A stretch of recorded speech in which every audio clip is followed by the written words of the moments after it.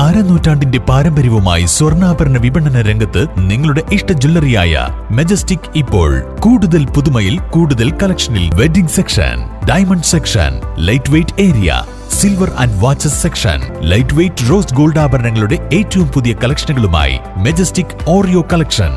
ഏറ്റവും കുറഞ്ഞ പണിക്കൂലിയിൽ മലപ്പുറം ജില്ലയിലെ number 1 jewellery majestic Jewellers, Thazhepalam, Tirur.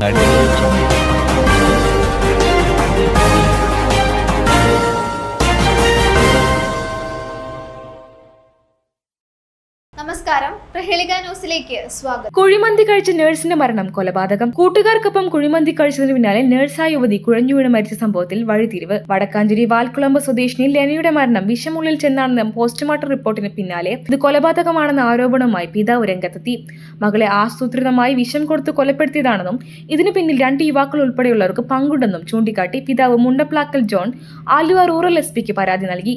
കഴിഞ്ഞ മാസമായിരുന്നു നാടിന് നടുക്കിയ സംഭവം. നഴ്സിംഗുമായി ബന്ധപ്പെട്ട സർട്ടിഫിക്കറ്റുകൾ വാങ്ങാനായി ആലുവയിൽ പോകാനുണ്ടെന്ന് പറഞ്ഞാണ് ലെന വീട്ടിൽ നിന്നിറങ്ങിയത്. തൃശൂർ ഒളരിയിലെ മദർ ഹോസ്പിറ്റലിൽ നഴ്സായി ജോലി ചെയ്യുകയായിരുന്നു ലെന.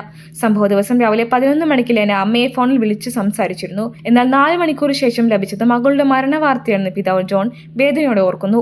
മാർച്ച് 24-ന് ആലുവയിൽ വെച്ച് സുഹൃത്തുക്കൾക്കൊപ്പം കുഴിമന്തി കഴിച്ചതിന് പിന്നാലെ ലെനയ്ക്ക് കടുത്ത അസ്വസ്ഥതയും ഛർദിയും വയറിളക്കവും അനുഭവപ്പെട്ടിരുന്നു. BP കുറഞ്ഞ അവശയായ ലെനയെ ആദ്യം സമീപത്തെ ആശുപത്രിയിലും പിന്നീട് രാജഗിരി ആശുപത്രിയിലും എത്തിച്ചെങ്കിലും ജീവൻ രക്ഷിക്കാനായില്ല. ആശുപത്രിയിൽ എത്തിക്കുന്നതിന് മുൻപ് തന്നെ മരണം സംഭവിച്ചിരുന്നു എന്നാണ് പിതാവിന് ലഭിച്ച വിവരം. ഭക്ഷണത്തിൽ നിന്നുള്ള വിഷബാധയാണെന്ന് ആദ്യഘട്ടത്തിൽ കരുതിയിരുന്നെങ്കിലും പോസ്റ്റ്മോർട്ടം റിപ്പോർട്ടിലെ കണ്ടെത്തലുകൾ കുടുംബത്തിന്റെ സംശയം വർദ്ധിപ്പിച്ചു. വിഷം ഉള്ളിൽ ചെന്നാണ് ലെന മരിച്ചതെന്ന് പോസ്റ്റ്മോർട്ടം റിപ്പോർട്ടിൽ വ്യക്തമായിരുന്നു. നഴ്സിംഗ് സർട്ടിഫിക്കറ്റ് വാങ്ങാൻ പോയ ലെനയ്ക്ക് ഇതിനിടയിൽ മറ്റെന്തോ സംഭവിച്ചിട്ടുണ്ടെന്നും ആരോ മനഃപൂർവ്വം അപായപ്പെടുത്തിയതാണെന്നുമാണ് കുടുംബം വിശ്വസിക്കുന്നത്. 2 യുവാക്കളുടെ പേര് പരാതിയിൽ പ്രത്യേകം പരാമർശിച്ചിട്ടുണ്ട്. മകൾക്ക് ഇത്തരം ഒരു ഗതി വന്നതുപോലെ ഇനി ആർക്കും സംഭവിക്കരുത്. കുറ്റക്കാരെ നിയമത്തിന് മുന്നിൽ കൊണ്ടുവരണമെന്നും സമഗ്രമായ അന്വേഷണം വേണമെന്നുമാണ് ജോണിന്റെ ആവശ്യം. ആലുവ റൂറൽ SP ഓഫീസിലെത്തി നേരിട്ടാണ് ജോൺ പരാതി നൽകിയത്. സംഭവത്തിൽ പോലീസ് വിശദമായ അന്വേഷണം ആരംഭിച്ചിട്ടുണ്ട്. News desk, Prahelika news.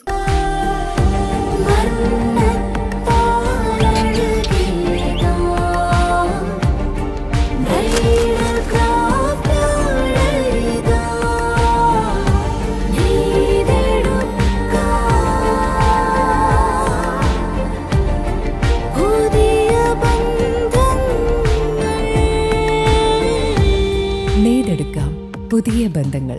Bridal craft, the wedding mall, Pan Bazaar, Tirur.